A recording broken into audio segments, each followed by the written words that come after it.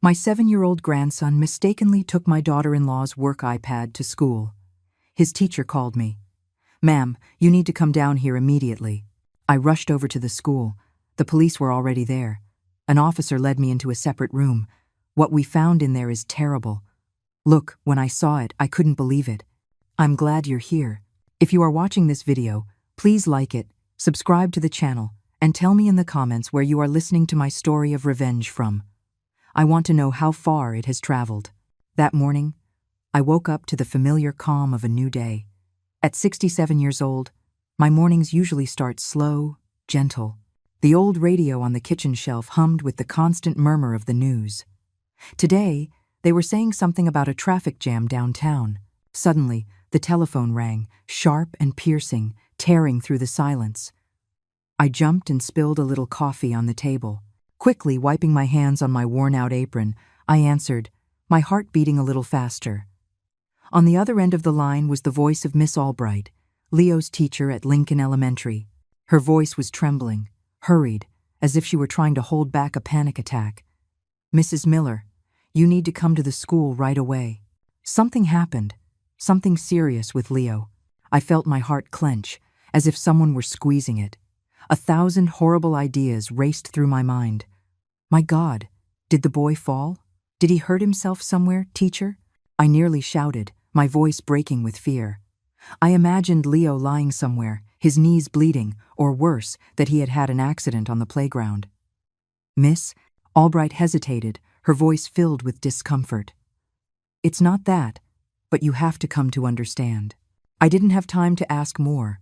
My mind was spinning, with only one thought. I had to get to Leo now. I quickly grabbed the old cardigan hanging behind the door, without even turning off the stove, not caring about the coffee pot sputtering away. I ran out into the street, my legs trembling, but trying to walk as fast as possible. The world around me seemed to fade. I could only hear the thumping of my heart in my chest. In the cramped taxi, the driver looked at me in the rearview mirror. "In a big hurry, ma'am?" he asked, his voice curious. I didn't answer.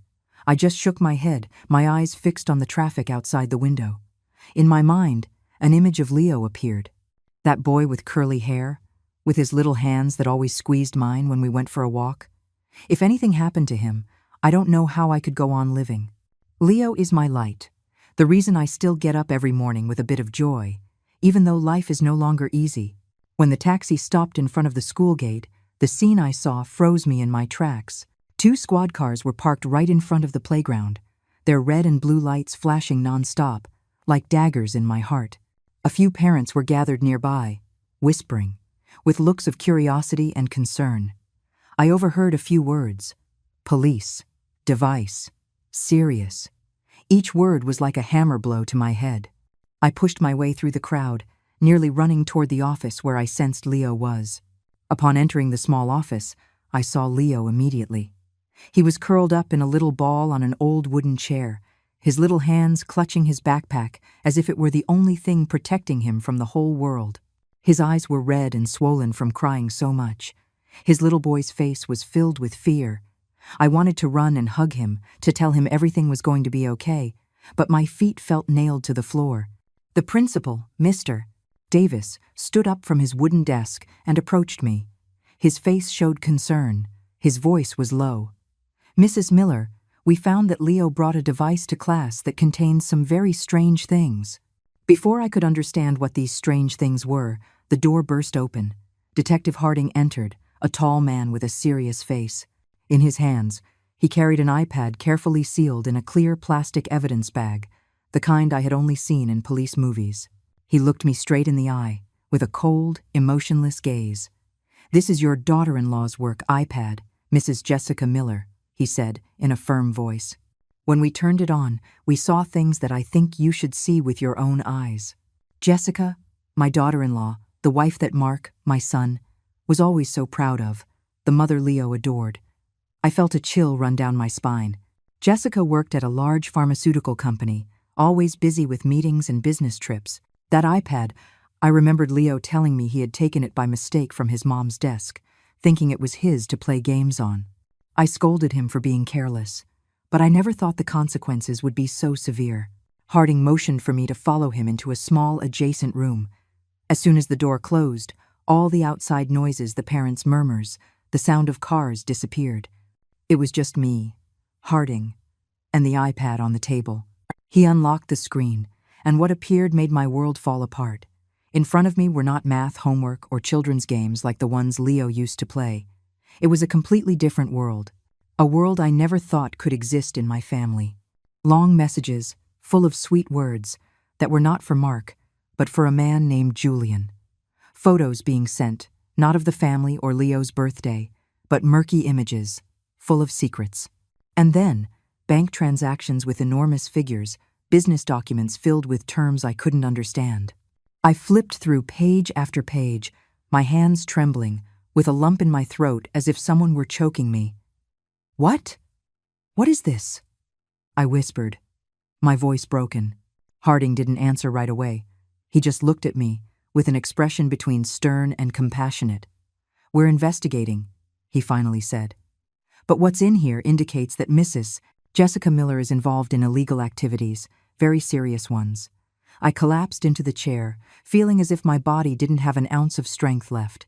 Jessica, the daughter-in-law I thought was the perfect woman, hardworking, attentive, loving to her husband and son. I remembered the night she cooked for everyone, the way she smiled at Leo, how she held Mark's hand. All of it now seemed like a charade. I thought of Mark, my son, who had given his whole heart to his wife, and of Leo, that innocent child who was now sitting outside, scared and not understanding what was happening. Detective Harding's deep, cold voice sounded like a sharp cut, snapping me out of my daze. "We are going to hold on to this device for the investigation. You can't take it." I stayed there, my hands still trembling, nodding like an automaton. In my head, the images from the iPad kept swirling. The messages, the figures, the secrets I never imagined would appear in my family. I wanted to ask more. I wanted to understand why, but my throat was dry. I couldn't say a single word. A young police officer, in a pristine uniform, entered with a folder in his hand. He read in a monotone voice, as if completing a routine procedure. "Evidence seized at Lincoln Elementary School, from student Leo Miller, 1 iPad device, serial number." I stopped listening. I only felt my hands shake as I took the pen to sign the report. My signature came out crooked, a scribble that reflected the chaos in my mind. Leo, my innocent boy, was now caught in a mess that not even I, a 67-year-old woman with life experience, could comprehend. A female police officer, slender and with a soft voice, approached Leo. "Hey, champ, want to come with me to the playground for a little bit?" she said, trying to smile to calm him. Leo looked at me, his eyes still red, and then, obediently, he took the officer's hand and left. Seeing his small back walk away, I felt my heart ache. He's only 7 years old. At this time, he should be running with his friends, not huddled in the principal's office surrounded by police. Miss Albright was nearby, her hands clasped, her gaze full of guilt. "I'm so sorry, Mrs. Miller," she said in a trembling voice. "I was just going to open the device to check Leo's homework. I never imagined." I looked at her, wanting to tell her I didn't blame her, that it was all a terrible misunderstanding, but I just nodded slightly, too weak to speak. In my head, everything was a tangled mess. Jessica, my daughter-in-law, whom I trusted, whom I considered an exemplary mother and wife, was now connected to things so dark I didn't even dare to think about them. As I left the office, I overheard the police officers whispering among themselves. A name was repeated, like another knife in my heart: Julian Vance. I didn't know who he was, but that name sent a shiver down my spine. It was like a shadow, a threat I couldn't yet see clearly. I took Leo's hand tightly and led him out of the school. The group of parents was still there, their curious gazes following us. I lowered my head and quickened my pace, just wanting to escape those stares. On the taxi ride home, the driver looked at us in the rearview mirror. "These are scary times," he said, clicking his tongue. "The things kids bring to school these days." I didn't respond, just squeezed Leo's hand tighter. The boy was silent, his gaze lost out the window, but I knew he was scared. "Grandma," he suddenly said in a tiny voice, "I'm sorry, I didn't mean to take Mom's iPad." I hugged him, trying to hold back my tears. "Don't worry, my love," I whispered. "It's not your fault." But inside, I knew this went far beyond a simple mistake. When we arrived, the house felt empty and cold. Mark, my son, had left for work early. It was just Leo and me, in a heavy silence. I quickly made him some chamomile tea, hoping the gentle aroma would calm him. Leo sat at the kitchen table, hugging the mug with his little hands, but his gaze was still distant. "Grandma, what are they going to do to Mom's iPad?" he asked. I didn't know what to tell him, so I just stroked his head and said, "Don't worry, I'm going to fix everything." On the table, the evidence seizure report was still there, my trembling signature a reminder of what had just happened. I picked up the phone and dialed Mark. 1 ring, 2 rings, and then just a busy tone. My son wasn't answering. I thought about calling Jessica, but my hand froze. The serious image of Detective Harding, the messages, the photos on the iPad, it all came back to my mind so clearly. I didn't dare face her, didn't dare ask her what she was hiding. In the afternoon, I sent Leo over to Mrs. Peterson's house, my good neighbor. "I'm just running to the grocery store for a bit," I lied, "just to have a moment alone." But instead of going to the store, I walked aimlessly through the familiar streets. The images from the iPad wouldn't stop spinning in my head, the sweet messages, the enormous figures, the documents full of secrets. I stopped by a tree, leaning against its old trunk, trying to breathe to calm myself. But the fear clung to me, like a shadow that wouldn't leave. I thought about Mark, about the years we had spent together. When my husband died, Mark was the only one by my side, my support. And now, I had to tell him the truth. That the wife he loved, the mother of his child, might be living a completely different life. My soul ached. I didn't want to shatter my son's happiness, but I also couldn't let Leo grow up in a family full of lies.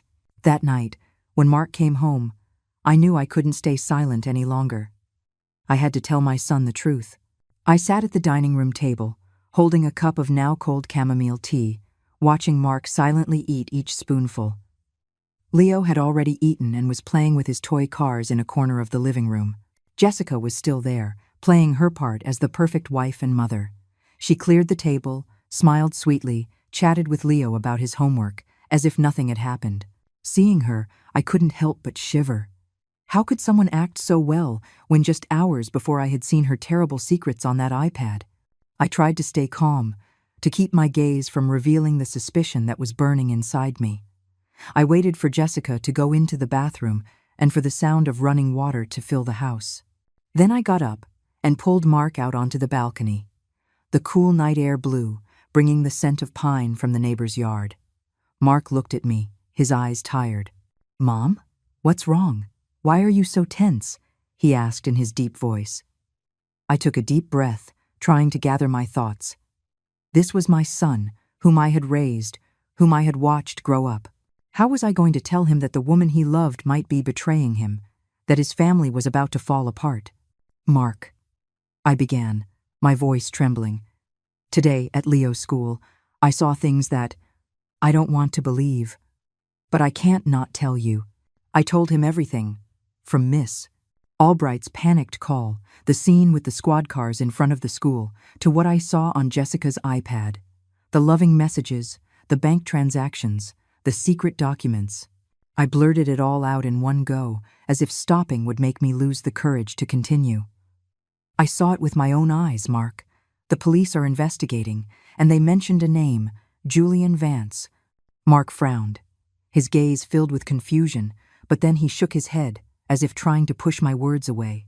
"Mom, that's absurd," he said, his voice full of disbelief. "Jess is my wife, Leo's mom. She would never do something like that. It must be a misunderstanding. Someone could have used her iPad, or it's a very bad joke." I took his hand, trying to make my voice sound calm, though my heart was pounding. "Mark, I don't want to believe it either, but I saw the messages, the photos, the figures. The police kept the iPad as evidence. You have to believe me." Mark's patience seemed to run out. He pulled his hand away, threw the cigarette he was holding to the ground, and his eyes flashed with anger. "Mom, you're trying to make me doubt my own wife," he shouted, his tone higher than I had ever heard. Don't you see how tired I am? I work all day to support my family, and now you want me to believe Jess is cheating on me? I don't want to hear any more. His words were like a stab wound. I wanted to scream at him, to shake him so he would snap out of it, but I just stood there, helpless, watching my son turn his back on me and go back inside. Just then, the bathroom door opened. Jessica came out, her hair still damp, and a towel over her shoulders. She looked at Mark and me, with an expression of surprise. "What's wrong, honey?" she asked in her soft voice. But I noticed a flash of tension in her. Mark turned to his wife, and his gaze softened instantly, as if all his doubts had vanished in a second. "Nothing, sweetie," he said, his voice light. "My mom's just worrying too much. I'll always trust you." Jessica smiled, a perfect smile, but I caught a fleeting moment of panic in her eyes before she covered it with her false sweetness. "Mom, why would you think that about me?" she said, her voice choked, as if holding back tears. Did I do something wrong? I wanted to scream, to unmask her, but I remained silent. Her words were part of a play, and I knew I couldn't win against her in that game, not now. Dinner that night was as heavy as lead. We ate in silence. The only sounds were the clinking of spoons against plates and the television with the news on in the living room. Leo, sensitive as all children are, felt the tension. He looked at me, then at his dad, and asked in a low voice, "Did Mommy and Daddy have a fight?"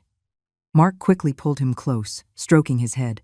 "No, buddy, everything's fine," he said, but his voice trembled, as if he didn't believe it himself. I looked at Leo, my heart in a knot. He didn't deserve this. Didn't deserve to be trapped between the truth and a lie. Jessica cleared the plates in silence, glancing at me from the corner of her eye every now and then. Those glances were no longer those of a daughter-in-law, but silent warnings. I tried to act normal, poured Leo more water, but inside a storm was raging. I knew she was studying me, trying to guess how much I knew. After dinner, Jessica suddenly stood up, with an excuse. "I have something urgent from work. I have to step out for a moment." She put on her coat, grabbed her purse, and left before I could say anything. Mark just nodded, as if he were already used to his wife's unexpected departures. I stood by the window, watching Jessica's figure disappear under the dim streetlights. In the darkness, I saw her stop at the corner and pull out her phone. Her voice, though low, reached me through the slightly open window. "Julian," she whispered, in a tone full of anguish. I stood there paralyzed, my heart racing. That name again, like a ghost, confirming that what I saw on the iPad was no mistake. That night, when Leo was already asleep, I sat alone in the kitchen, under the dim light that illuminated my face. The fear still clung to me, but mixed with it was a fierce determination. I couldn't let my family fall apart. I couldn't let Leo grow up in a world of lies. I knew I had to do something, even if it meant facing the most painful truth. The next morning, while I was hanging laundry in the yard, the phone vibrated in the pocket of my apron, breaking the silence. I wiped my hands, feeling my heart pound as I saw Detective Harding's number on the screen. "Mrs. Miller, we need you to come to the station immediately to give us more information," his serious, no-nonsense voice said. I nodded, though he couldn't see me, and replied, "I'll be right there." I ran into the house. I checked that Leo was playing with his puzzles in the living room. The boy looked up and gave me an innocent smile, but his eyes still held a hint of yesterday's confusion. "Where are you going, Grandma?" he asked in his little voice. I stroked his head, forcing a smile. "I'm just running an errand, my love. Be good." "I'm going to ask Mrs. Peterson to watch you." Leo nodded, but I know he sensed my unease. I went to Mrs. Peterson's house, the neighbor who has been with my family for so many years. She was watering her potted plants in the yard, her gray hair peeking out from under a straw hat. "Rosa, can you watch Leo for a little while, please?" I asked, trying to keep my calm. Mrs. Peterson looked at me, her eyes full of concern. "Grace, something's not right, is it? I've seen you so tense since yesterday." I shook my head. I didn't want to drag her into this dangerous mess. "It's just my own things. Don't worry." "Mrs. Peterson nodded, but I know she didn't believe me. The police station was a noisy, busy place, with a thick air that smelled of sweat and paper. A young officer led me down a long hallway, the echo of my shoes resounding on the cold linoleum floor. They took me to a small conference room with tinted windows that hid the curious gazes from outside. Inside, Detective Harding was standing, arms crossed, with the same serious look as yesterday. Sitting next to him was a middle-aged woman, intelligent-looking, dressed in a dark blue pantsuit. She stood up and shook my hand with firmness and confidence. "I'm District Attorney Evelyn Reed," she introduced herself, her voice clear and decisive. "I'll be handling this case." D.A. Reed slid a thick folder toward me, filled with printed sheets of letters, numbers, and images. "This is what we extracted from your daughter-in-law's iPad," she said, pointing to a highlighted name on the first page. "Julian Vance. He is the director of a large pharmaceutical corporation. But he is also the prime suspect in a case we've been following for a long time." I turned the pages, feeling my heart beat faster as I saw the figures from the bank transactions. Millions of dollars moving between domestic and foreign accounts. Emails exchanged in a dry, professional language, but hiding something murky that I couldn't quite understand. But what left me breathless were the internal documents about inflated contracts and the production of counterfeit drugs. I saw photos of a factory with smokestacks spewing thick black smoke, and a river of dark water flowing directly into the river near the industrial park. The same river where the neighborhood kids, including Leo, used to go swimming on hot days. I remembered the afternoons when Leo would come home, his hair soaked, excitedly telling me he had caught a little fish. The thought that that water could be poisoned made me shudder, and I gripped the edge of the table tightly. D.A. Reed was watching me. Her gaze was both stern and understanding. "We've been tracking Vance for a long time, but we didn't have direct evidence," she explained. "Your daughter-in-law's iPad is the key. It contains everything we need to dismantle this network." I nodded, but my mind was spinning. Jessica, whom I considered a daughter, was involved in something so horrible. I wanted to ask why. I wanted to understand how she could betray her family, but I had a lump in my throat and couldn't speak. Harding intervened. His voice grew deeper, full of warning. "But this also means that you and your grandson are in danger. If Vance or anyone in his network finds out that you've seen this, they won't just stand by." His words were like a bucket of cold water. I froze, my cold hands clasped together, feeling fear course through my entire body. I thought of Leo, of his innocent smile, of Mark, who was still blindly in love with his wife. If they found out I was cooperating with the police, what would happen? I left the station with my head feeling as heavy as lead. Outside, reporters were surrounding another suspect, with microphones everywhere and camera flashes going off nonstop. I pulled the brim of my hat down and walked quickly through the crowd, praying that no one would recognize me. On the city bus back home, I huddled in a corner seat, staring out the window without seeing anything but blurry images of the city. In my mind, there was only one thought. I had to protect Leo, no matter what. He is my light, the reason I keep living after so much pain. I couldn't let him get hurt. I couldn't let those shadows touch him. When I got home, I had barely opened the door when I saw Jessica sitting in the living room, a cup of coffee in her hand. She looked up and fixed her gaze on me, cold and inquisitive, as if trying to read on my face what I knew. "Where did you go, Mom?" "You were gone a long time," she asked, her voice soft but loaded with intent. I forced a smile, clutching my purse. "Oh, I went to the market to buy a few things," I replied, my voice trembling. Jessica nodded. But her eyes never left me, like a predator stalking its prey. The following days I lived like a shadow, silently observing everything in the house that was once my family's home. Every morning, I woke up with a heavy feeling, as if there was a stone in my chest. I tried to make Leo's days normal, taking him to school, making him breakfast, but my mind kept circling back to Jessica and the secrets she was hiding. I knew I had to be careful, to make everything seem normal, but Jessica's inquisitive gaze made me feel like I was walking on thin ice. During breakfast, I noticed that Jessica couldn't stop checking her phone. She sat across from me, her coffee mug in hand, but her eyes never left the screen. Every time a message came in, she would flip the phone over on the table, as if she was afraid someone would see. I pretended to be busy pouring milk for Leo, smiling at him as he told me about a drawing he had made in class. But not a single one of Jessica's movements escaped me. She seemed to live in her own world, a world where neither I, nor Mark, nor even Leo had a place. "Leo, finish your milk, sweetie, so I can take you to school," I said, trying to make my voice sound natural. Jessica looked up, glanced at me, and then lowered her head back to her phone. "I have an early meeting today," she told Mark, in a monotone voice. "I'll probably be a little late." Mark nodded, without asking further, as if he was already used to his wife's strange hours. I looked at him, with a pain in my soul. My son, that man who used to be strong and full of confidence, now seemed oblivious to the cracks spreading through his own family. That afternoon, Jessica said she had to go to an unexpected meeting. I was at the kitchen door, watching her put on a dark blue dress, perfume, and her hair perfectly styled. "What kind of meeting requires you to be so dressed up?" I let slip, trying to sound casual. Jessica turned and smiled, but her smile didn't reach her eyes. "Important clients are coming to the company, Mom," she replied, and quickly grabbed her purse and left. The door slammed shut, leaving a chilling silence. My gut told me something wasn't right. I couldn't just stand by. I couldn't let things continue like this without doing anything. I ran to Mrs. Peterson's house to leave Leo with her. "Neighbor, I have an emergency. Can you watch the boy for a little while?" I said, trying to hide the panic in my voice. Mrs. Peterson looked at me, worried. "Grace, you're acting very strange.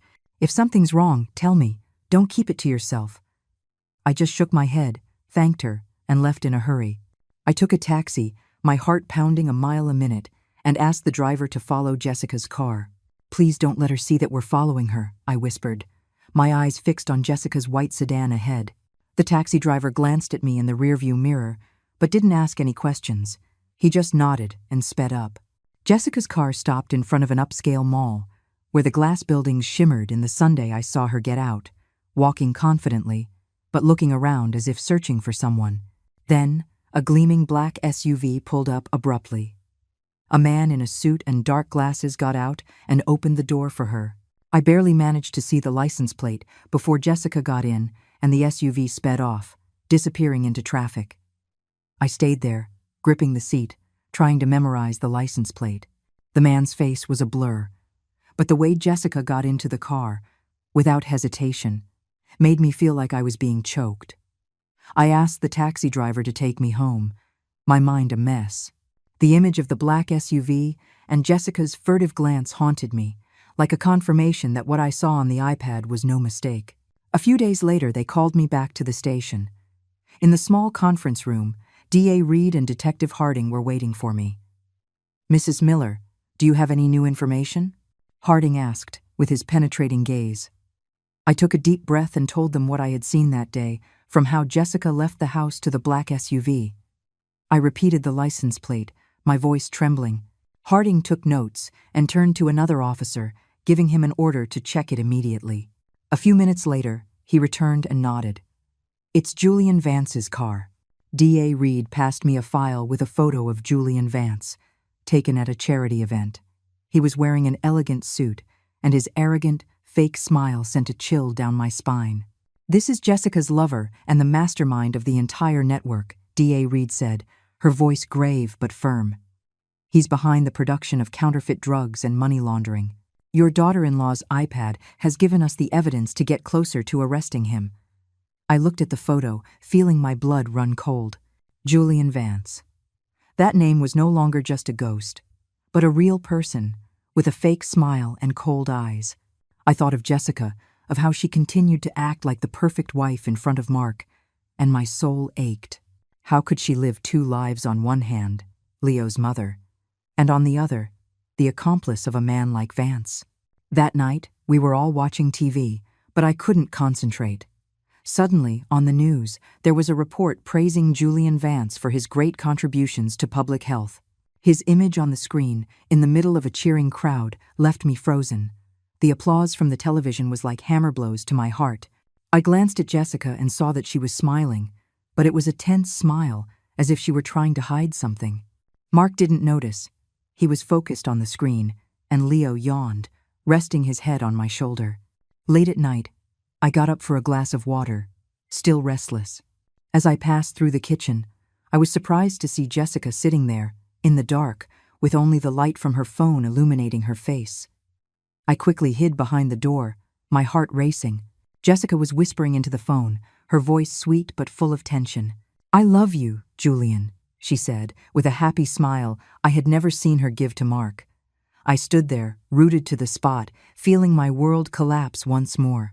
I silently returned to my room, lay down, but couldn't sleep. On Saturday night, the atmosphere in the house seemed a little lighter. Mark and Leo were sitting in front of the TV, watching a football game with enthusiasm. The shouts from the screen mingled with the laughter of father and son.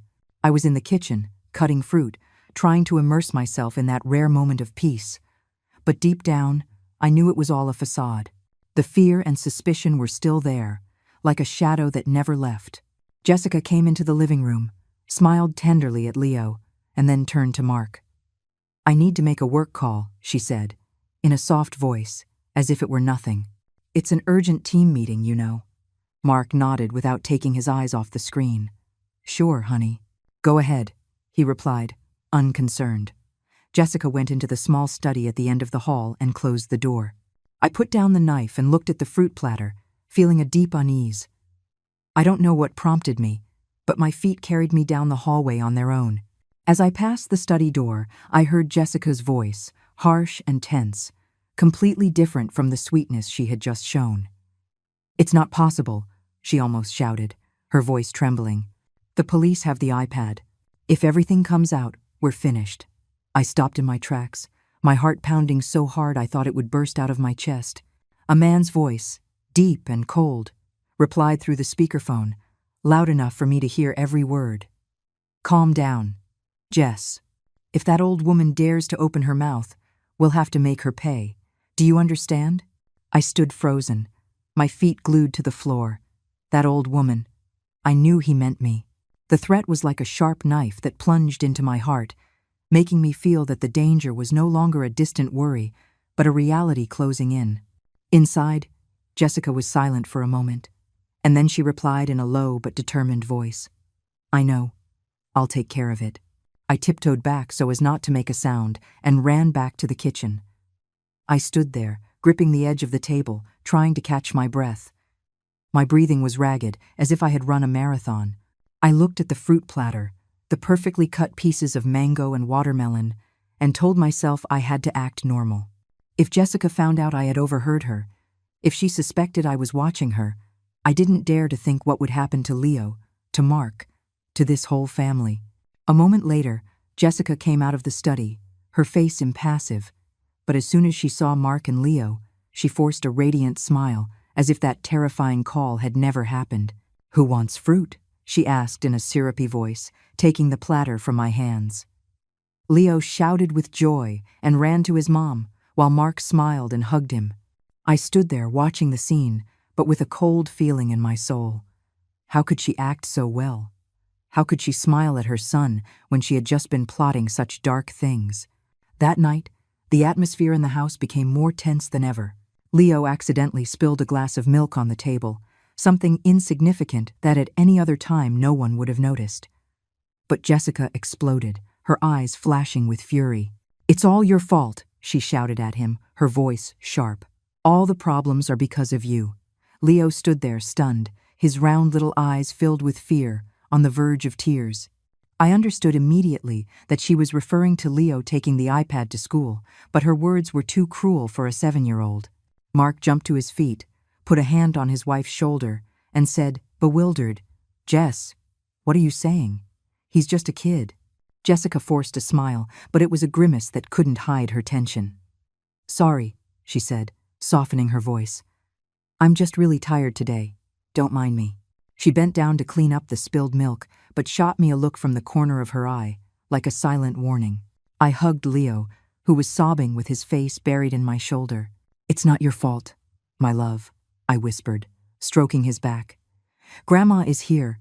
I will always protect you." But inside, I knew I was facing a danger much greater than I had imagined. I couldn't sleep all night. The threat from that man's voice, surely Julian Vance, echoed in my ears. If that old woman dares to open her mouth. I lay there, the pale moonlight streaming through the window, illuminating the family photo hanging on the wall. It was from Leo's birthday last year, when we were all laughing happily. Now, Jessica's smile in that photo sent shivers down my spine. I thought of Leo, of Mark, and I wondered if I would have the strength to face what was coming. The next morning, I decided I couldn't wait any longer. I once again left Leo with Mrs. Peterson, telling her I was going to the market, but in reality, I went straight to the station. In the small conference room, DA Evelyn Reed was waiting for me, her gaze sharp but understanding. I told her the entire conversation I had overheard. Every detail, from Jessica's agitated voice to Julian's cold threat. He said if I opened my mouth, they would make me pay, I told her, my voice trembling. DA Reed nodded, taking notes, and then looked at me. "This information is very important, Mrs. Miller," she said in a firm voice. "It proves that Jessica is directly involved with Julian in covering up the crime. We are going to intensify surveillance on her." I left the station feeling a little lighter for having shared the burden, but the fear didn't leave me. On the way back, as the bus passed a familiar corner, I caught a glimpse of the black SUV I had seen at the mall. It was parked silently in the shade of a tree, and its headlights flashed once, like a warning. I shivered and clutched the handkerchief I carried in my purse. The danger was no longer a distant worry. It was right in front of me, closer than ever. After that meeting at the station, I returned home with my heart in a knot. DA Reed had told me they had enough grounds to request a warrant to tap Jessica's phone, and that a technical team had already discreetly installed a device on the cell phone she always carried. "Mrs. Miller, you must act completely natural," the DA warned me with her serious gaze. "Under no circumstances can you let her suspect anything. If she finds out you're cooperating with us, everything will become much more dangerous." I nodded, but inside, a storm of fear and determination was raging. I couldn't let Leo, my only light, be pulled into this vortex. The following days, I lived like an actress, trying to maintain my composure in front of Jessica. Every morning, I continued to make coffee, prepare breakfast for Leo, laughing with him as if nothing were wrong. But every time I looked at Jessica, I had to suppress the anger and pain that burned inside me. She continued to play her role as the perfect wife, hugging Leo, asking Mark about his work, but her eyes always passed over me, scrutinizing, as if searching for a crack in the facade of normality I had built. One afternoon, my phone vibrated. It was Detective Harding. "Mrs.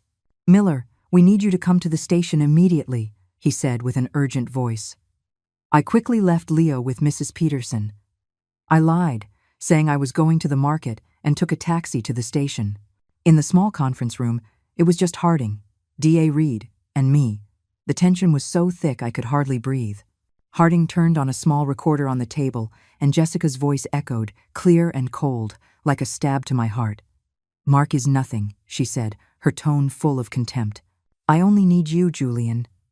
When all this blows over, we'll go to Miami together. And the kid? Who cares?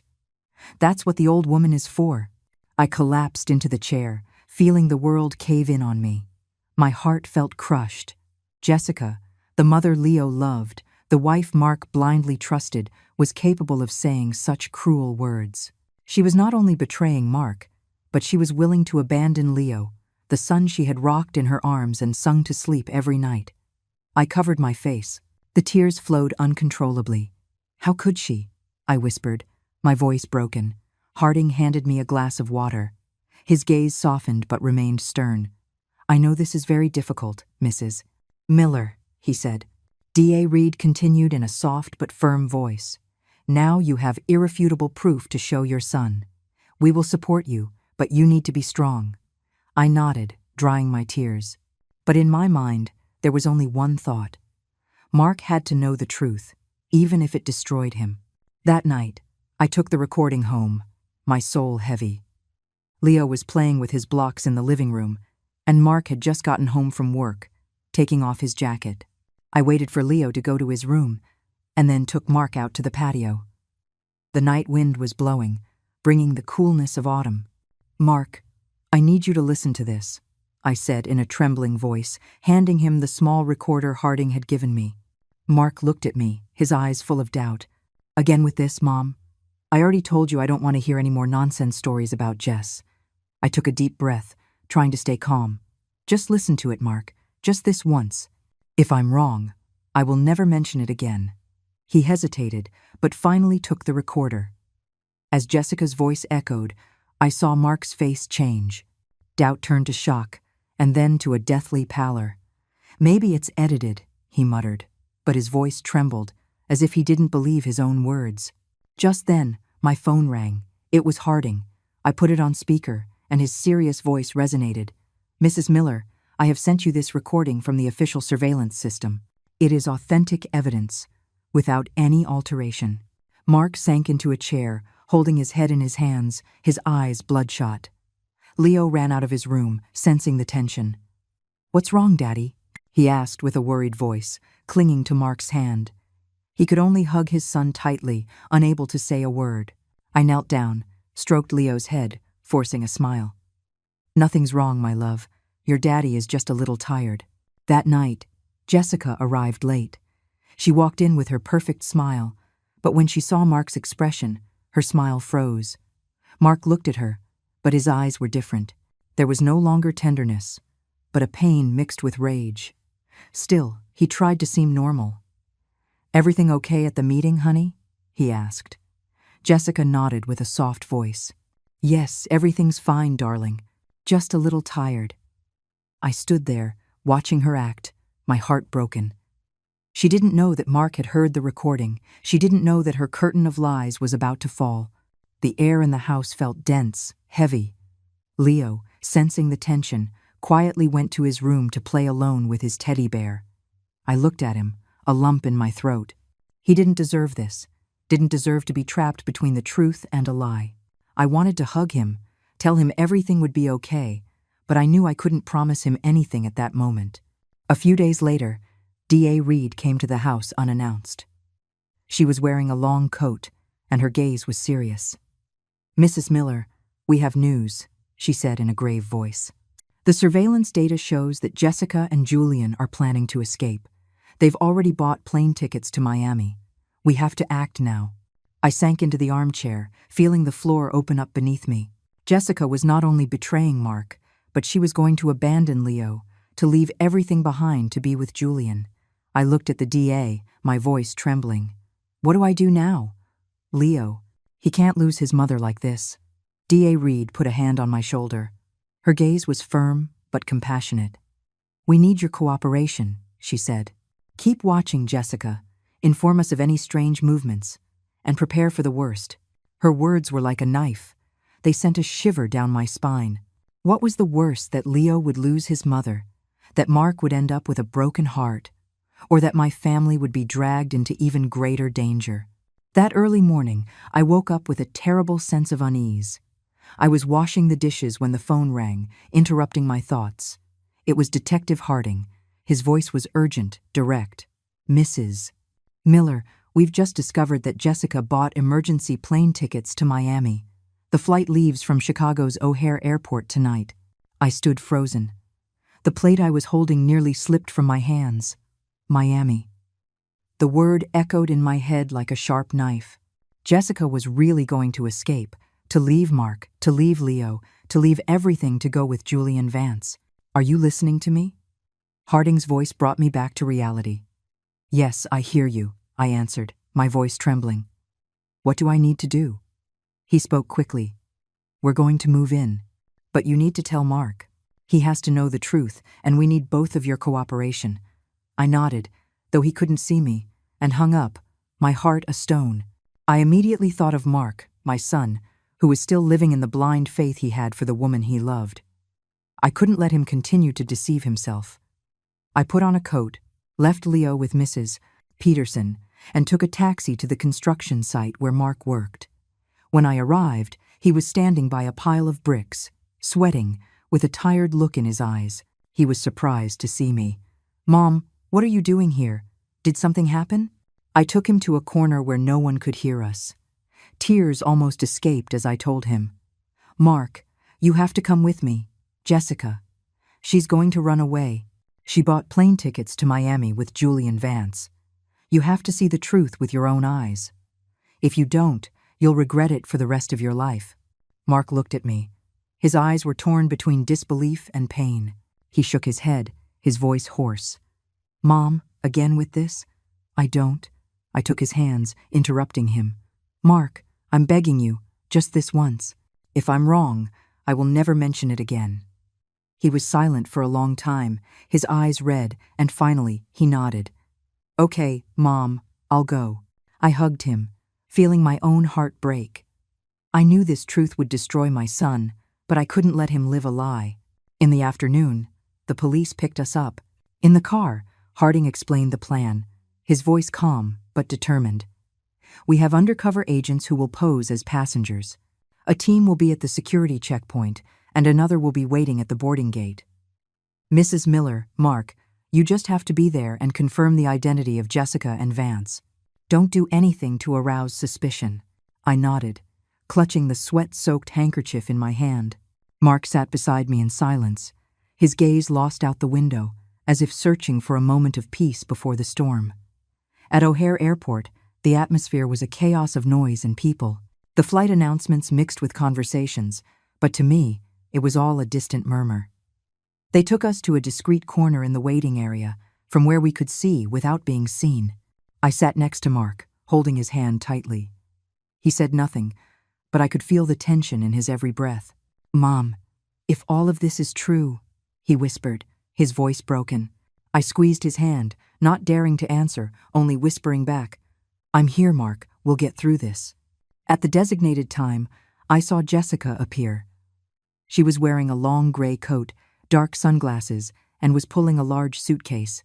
Beside her was Julian Vance, in an elegant suit, walking with an air of superiority. They were laughing and talking, like a couple about to embark on a romantic trip. Seeing it, I felt a pain that tore my soul apart. I glanced at Mark and saw him frozen, as stiff as a statue. His eyes were red, his hands clenched into fists. "Do you see now?" I whispered, my voice trembling, holding back tears. Just as Jessica handed her passport to the airline employee, the space was shattered by a firm shout. "Police! Nobody move! Julian Vance and Jessica Miller, you are under arrest." It all happened in an instant. The undercover agents appeared from nowhere and surrounded them. Julian tried to run, but two burly men immediately tackled him to the ground. Jessica screamed and struggled, her voice shrill. "You're mistaken. I'm innocent. I didn't do anything." Mark ran towards her, unable to hold back any longer. "Why, Jess?" he shouted, his voice broken with pain. "Why did you do it? Me, Leo, this family. You threw it all away for him?" Jessica turned, her eyes terrified, but she quickly regained her composure and said coldly, "You don't understand, Mark. You would never understand." Her words were like a stab that left Mark motionless, his face pale. I ran to Leo, who was hiding behind me, his eyes wide with fear. I hugged him, covered his eyes with my hand, and whispered, "Don't look, my love. Grandma is here." Leo was trembling and asked in a tiny voice, "What's happening to Mommy, Grandma?" I didn't know what to answer. I just held him tighter, feeling his little heart beating at full speed. I wanted to protect him from that scene, from the cruel truth that his mother had chosen a path where he didn't fit. As the police led Jessica and Julian away, she turned abruptly. Her gaze locked onto mine, cold and full of hatred, as if I were the one to blame for destroying everything. I stood there, hugging Leo, watching her in handcuffs, feeling a mix of pain and relief. The truth had come to light, but it had also shattered my family. Mark stood motionless, his gaze empty, following his wife with his eyes as they took her away. I wanted to run and hug him, to tell him everything would be okay, but I knew that those words, at that moment, meant nothing. After the arrest at the airport, we were taken directly to the station to give our statements. The squad car moved silently through the busy streets of the city, but I had no mind for anything other than Leo, who was curled up against me, trembling, his little hands clinging to my clothes as if he feared that if he let go, he would lose me forever. I held him tightly, trying to give him some warmth to calm his fear, but I myself was in the midst of a storm of emotions. Mark sat beside me, as absent as a shadow, his eyes red and his gaze lost out the window. He said nothing, but I knew his heart was in pieces. At the station, the air was thick, filled with the incessant ringing of telephones and the hurried footsteps of officers. They took us to a small waiting room where the cold metal chairs made me feel even more alone. I held Leo in my arms, stroking his back and whispering, "Everything is going to be okay, my love." But my words sounded empty, as if I didn't believe them myself. From the interrogation room, just a few steps away, came Jessica's screams, sharp and desperate. "I'm innocent. I don't know anything. You're making a mistake." The furious slam of the DA's fist on the table silenced her voice, but each of Jessica's words was like a knife in my heart. She continued to deny everything, clinging to her perfect facade, even when everything had crumbled. Hours passed in that cold waiting room. Leo fell asleep on my lap, and his steady breathing was the only thing that kept me sane. Mark was still there, without a word, his hands clenched so tight they turned white. I wanted to say something to comfort him, but what words could soothe the pain of someone who had just lost the world they believed in? Finally, an officer approached and allowed us to leave. "That's enough for today," he said in a dry voice. "We'll be in touch if we need more information." But as soon as we walked out the station door, a crowd of reporters surrounded us.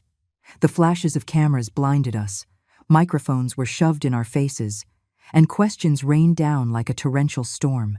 "What role did your family play in the Julian Vance case? How does it feel to have your daughter-in-law arrested?" I quickly covered Leo's face with my coat, terrified that his innocent gaze would be captured in the newspapers. Mark could barely walk, stumbling. I took his arm and helped him push through the crowd, praying for some peace. "We're not answering. Please, let us through," I shouted, my voice broken with exhaustion and anger. When we got home, Mrs. Peterson was waiting at the door, her gray hair disheveled and her eyes full of anguish. "Oh, Grace, I saw the news," she said in a trembling voice. "How could all this have happened?" I just shook my head, unable to speak. I felt the tears about to come, but I held them back, not wanting Leo to see me weak. "Thank you, neighbor," I said in a hoarse voice. "Go get some rest. I'm okay." But when Mrs. Peterson left, I felt the world crashing down on me. The house, once filled with the laughter of Leo and Mark, now felt cold and empty. That night, no one touched dinner. I made the chicken noodle soup that Leo loves so much, but he just stared at the bowl, his eyes sad. Mark sat alone in a corner of the living room, with a more than half-empty bottle of whiskey. He mumbled almost inaudibly. "My whole life, I trusted the wrong person." "I believed her, Mom." His words broke my heart. I wanted to run and hug him, tell him everything would be fine, but I knew those words were useless now. Mark had lost the wife he loved, and Leo, the mother he admired. Leo curled up beside me and asked in a whisper, "Grandma, where did Mommy go? Why isn't she coming back?" His question was like a dagger straight to my heart. I hugged him tightly as tears fell silently. "Mommy had to go far away for a while, my love," I said, trying to make my voice sound gentle. "But Grandma is here, and I will always be with you." Leo nodded, but I know he didn't understand. How could a 7-year-old boy understand that his mother had chosen a path where he had no place? That night, as I rocked Leo to sleep, the television in the living room broadcast the news. The image of Jessica, handcuffed and with her head down, being led through the hallways of the station, appeared on the screen. Leo, who was not yet fully asleep, saw it by accident. He burst into tears, and his cry of "Mommy" echoed in the dark room. I immediately hugged him and changed the channel, but that image was already seared into his mind. "Why does Mommy have handcuffs, Grandma?" he asked, tears streaming down his cheeks. I held him tighter, not knowing what to say. "I don't know, my love," I whispered, as my own tears fell. "But I promise I will protect you." After the news, my phone rang. It was D.A. Reed. "Mrs. Miller, thank you for your cooperation in this operation," she said, her voice serious but understanding. "We have arrested Julian Vance and Jessica, but the case is not over. I need you to prepare to be the main witness at the trial." I nodded, though she couldn't see me. "I understand," I replied, my voice hoarse. "I'll do what I have to do." The weeks following the arrest at the airport were a whirlwind, as if our entire world had been turned upside down. Mark took an unpaid leave from work to stay home and care for Leo. He didn't want the boy to face the curious stares or malicious questions from people. I watched my son, once a strong man, now gaunt. His eyes were always red, as if he had cried all the tears possible during the long, sleepless nights. I wanted to hug him, to say something to ease his pain, but I knew that no words could heal the wound Jessica had left. Leo, my little grandson, kept asking for his mom. "Grandma, when is Mommy coming back?" he would ask in his little voice, his round eyes full of hope. Every time he did, my heart would clench. I couldn't tell him the cruel truth that his mother had chosen a path where he didn't fit. Instead, I made up vague stories for him. I took him to the park, bought him ice cream, trying to fill the void in his little heart with brief moments of joy. But every time Leo smiled, I saw the hidden sadness in his eyes. At 7 years old, he was too young to understand, but old enough to feel the loss. I had to go to the station several times to speak with D.A. Reed and Detective Harding. They asked me to recount every detail, from what I saw on the iPad, the call I overheard, to the look of hatred from Jessica at the airport. Every time I told it, it was like reliving those horrible moments. But I knew I couldn't stop. "You're doing the right thing, Mrs. Miller," D.A. Reed would tell me, her gaze both stern and compassionate. "Thanks to you, we have dismantled a major criminal network." I would nod, but I felt no relief. Taking down Julian Vance's network was a victory, but my family had paid the price with wounds that would never heal. On the street, the reporters wouldn't leave us alone. They would camp out in front of the house, their cameras ready to snap anyone who came out. One time, I went to the market for vegetables, and as I was leaving, a group of them surrounded me. "How does it feel to be betrayed by your own daughter-in-law?"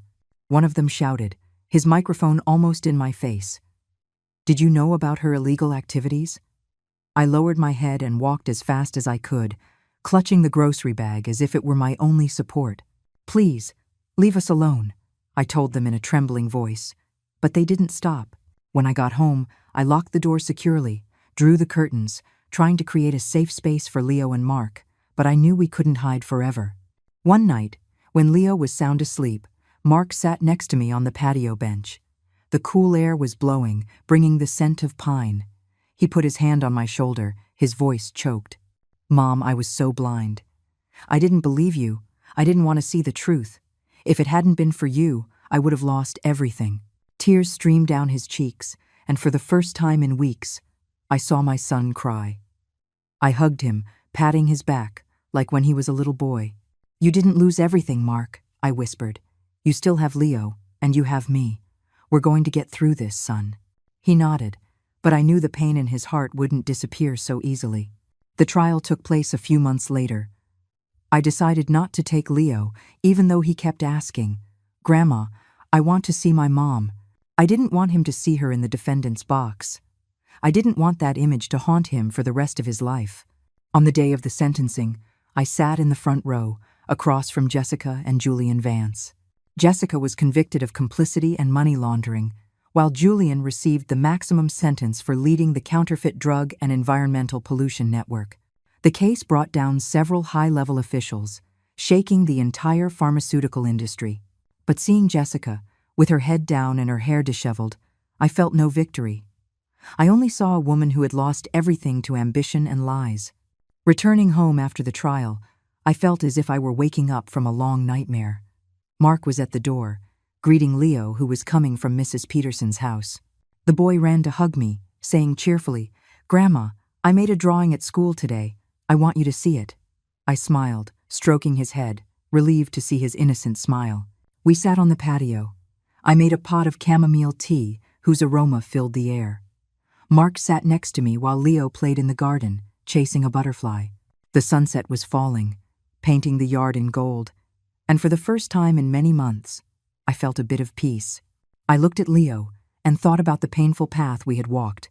Who would have imagined that, because of a simple iPad, a child took by mistake, a whole curtain of lies would come crashing down?